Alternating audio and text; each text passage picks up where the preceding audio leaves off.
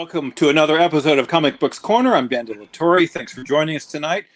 Before we begin with our segment, let's have a follow-up regarding the economy, as something we talked about at the last episode.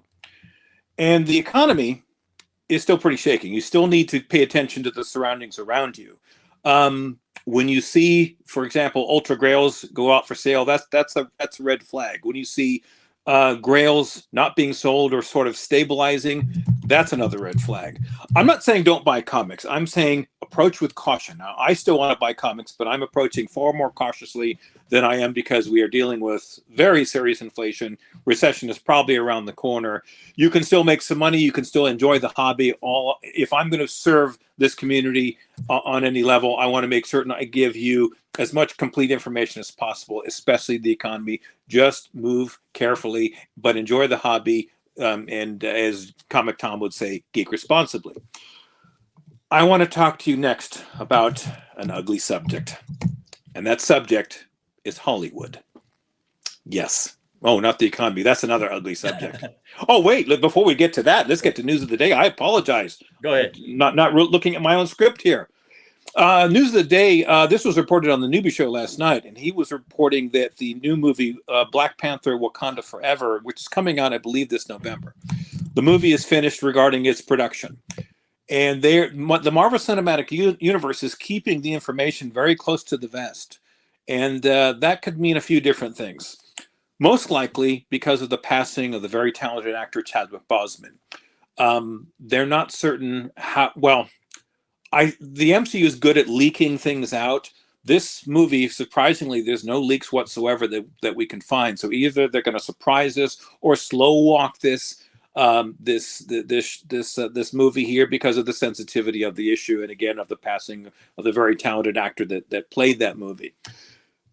And what stuns me to this day is when you talk about new comics, and I watch a lot of new shows, Spine Ticks, the Newbie Show, other shows that profile new comics, and they talk about a comic that it's relatively new, but a 9.8 is $1,000 or $1,500. I always cringe because I have this one thing that I always ask myself: what could I buy in the Silver Age with that amount of money? For $1,500, you could buy this Fantastic Four 52, the first appearance of the Black Panther. They're still on sale. In fact, I saw a nice 4.0 on eBay for $1,100. I would take that any day of the week over a modern comic.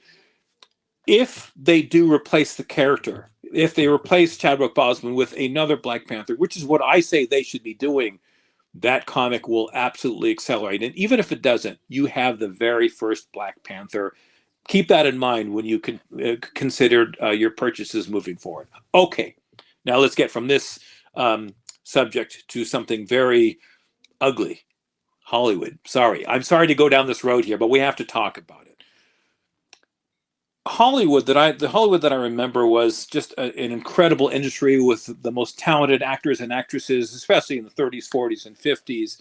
And it was very, very celebrated. And that's this image here that you see to my right here. We're still working on these things. That's what Hollywood used to look like. This is what it really looks like today. This is actually a more accurate picture. Hollywood is a junkyard. It has developed the reputation of being completely out of ideas. They're rebooting old shows from the 60s and the 70s, rebooting old movies, putting a new cast, and it's simply not working. This is a reputation that they have been developing for themselves in this downward train, excuse me, for the last several decades. Why, I don't know. I was trying to think. In fact, I asked the panel before we got on the show, when's the last time, before COVID, when's the last time you went to a movie theater and were so enthusiastic about a movie that was not based on Marvel Comics, DC Comics, science fiction, Star Trek, Star Wars, or any science fiction genre? I personally can't remember. That's how long ago it was because of the devoid and the lackluster stories from Hollywood. In fact, it's gotten to be so bad, this happened last night. The smack heard round the world. Here's what I say, and you've heard it first on this particular show, even though others have speculated on this. As an older collector and an older person, I think this whole thing was staged. I really do. This is what I call the Janet Jackson moment that happened last night. If you remember, Janet Jackson had a little costume mishap, I think they called it, or something along those lines, during a halftime show of a Super Bowl a number of years ago. Why did she do what she did? Well, because Janet Jackson was extremely attractive. She was extremely talented, one of the hottest tickets in the music industry. But something happened to her. She started getting older. Her songs weren't that great anymore. And the worst thing that could happen to any actor or actress or entertainer, no one was talking about her anymore. So they pulled this stunt. Now, at the time, there was a lot of shock when that happened. After the Super Bowl, they later admitted it was staged. I say the same thing with this. Now, why would these two men pull this stunt here? If this hadn't happened, most of the country would know the Oscars happened last night.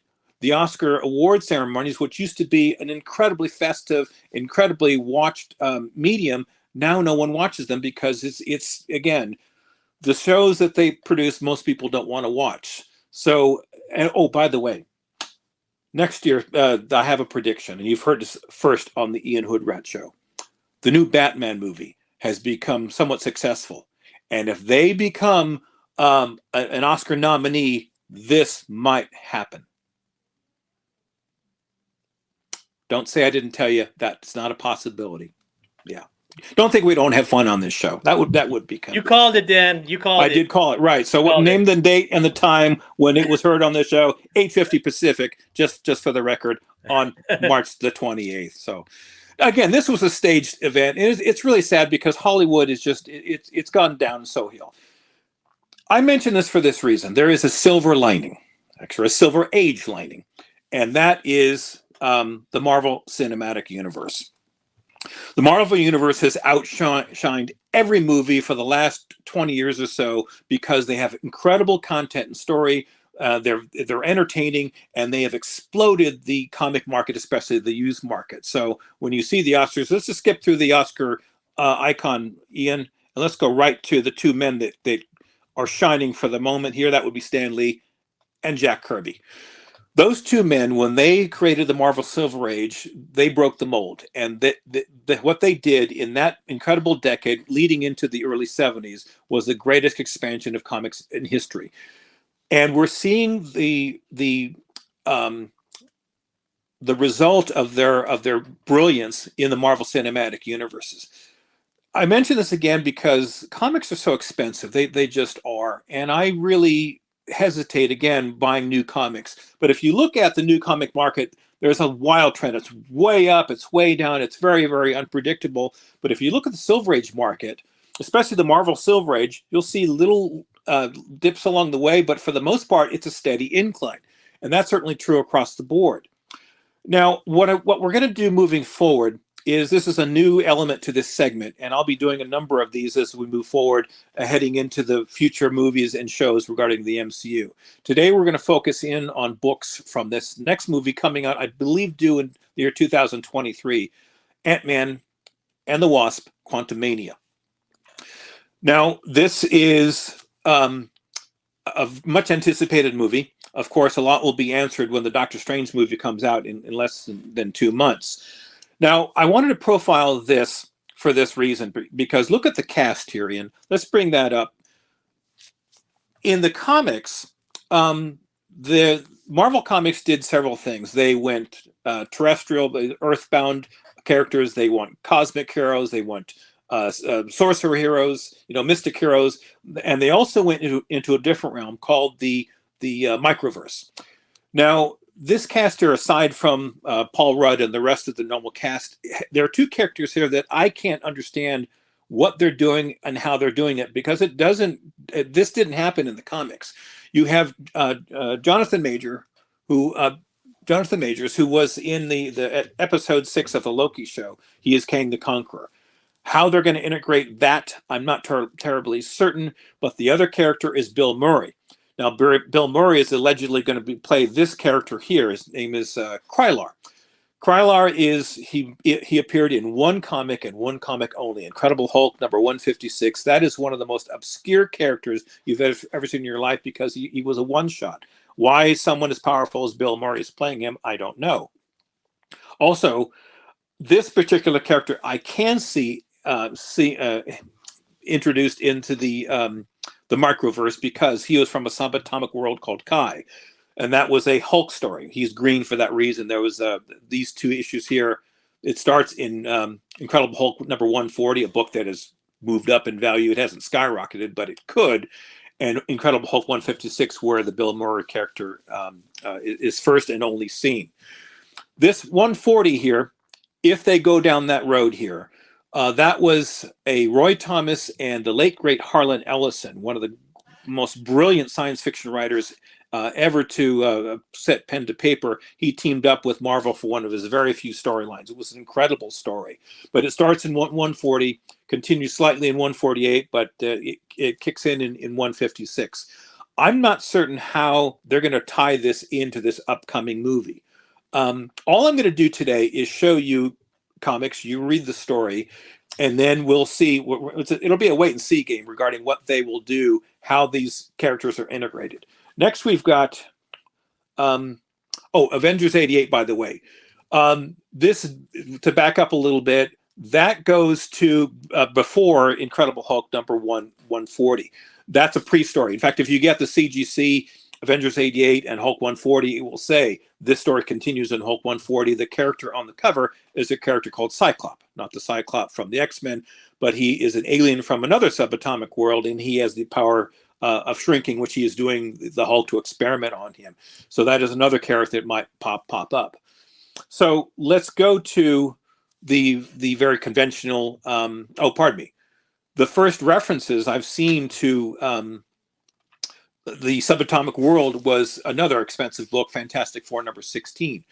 The first time that Dr. Doom is shrunk down to that size is actually at the end of Fantastic Four 10, but he establishes some sort of hierarchy in that issue. I won't spoil it for you, but that's the first reference of the microverse here. We'll profile a few other Fantastic Four books to get your hand on. If you have the means, go ahead and get them. Now, the next two, we've got one here, Fantastic Four number 19. Well, that's Fantastic Four 10. Let's go ahead and skip over Ian. Fantastic Four 19, we missed the Avengers 8. It got lost somewhere. Anyway, Fantastic Four 19 and Avengers 8 are, of course, the first appearance of Kang and the first appearance of Rama Tut, who later becomes Kang. Those are very, very expensive issues. How they're going to introduce Kang into this microverse, I still don't really understand. I've been reading book after book, trying to piece together some sort of way that they might do this. But the way it seems to me regarding Marvel, they have people like Steve Englehart. They still have people like Roy Thomas, some of the veterans who are around the Stan Lee era, still advising them.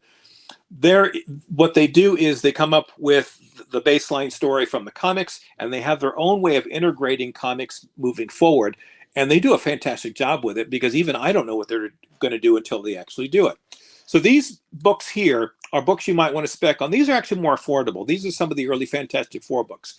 The first issue of late that touches back into this subatomic world is Fantastic Four number 74. Interesting story, and I won't spoil it for you. Galactus comes back to Earth to seek the Silver Surfer, and he is somehow, and I believe Reed Richards was able to do this, shrink him into the subatomic world to hide from Galactus. It's a pretty amazing story. Again, Stan Lee and Jack Kirby were just brilliant when they did this. So get your hands on Fantastic Four 74, 75, 76, and 77 to get hold of that whole story. Most likely, if parts of this could be integrated with this upcoming movie. And they're just, even if they aren't, these by themselves are just great reads. They really are. You cannot go wrong with them, and it's worth the extra few dollars that you would pay for these particular books. Well, there was something else I was going to bring up, and it popped in my head. I'll have to bring it up at another time. We'll always do a follow-up segment. Let's end it on this here. For the next episode, as we get into these Marvel movies here, I want to profile on the Armor Wars. There are so many armored characters, and this will take a while to set up. This took me about a week to sort of reread all the old stories here and put something together. And if I find more, because there's so much reading to do, if you've never done this, you have a lot of reading to do. Armor Wars, I think, is one of those incredible movies that is going to lead into several different directions, because think of all the armored clad characters from Doctor Doom, Iron Man, and others that I'll profile. I won't spoil it now. But I think that is going to be one of the more prominent terrestrial movies, which we'll profile at the next episode.